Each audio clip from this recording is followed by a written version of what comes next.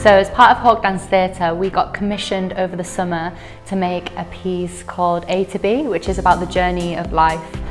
We worked with a spoken word artist and it was site specific for libraries. So today we've been working with the students to incorporate site-specific work into something that they're not used to making in choreography. We've been looking at unison, how to use text with dance, various different sort of techniques so that they can make their own work, and they've been getting really creative this afternoon, making some really cool stuff. They've been amazing. So basically we've just come in, we've done a class with them and then we've given them tools.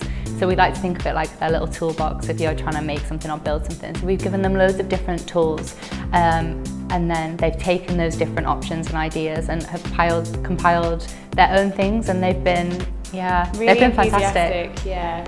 They've taken the creative tasks in much more of an unusual direction than we were expecting. So some of them really have thought outside the box and have been like going on to the next thing before we were expecting it, which is really great for us because that's the sort of thing we would like to encourage, is for the kids to be doing something a little bit more unusual and maybe not their usual dance class.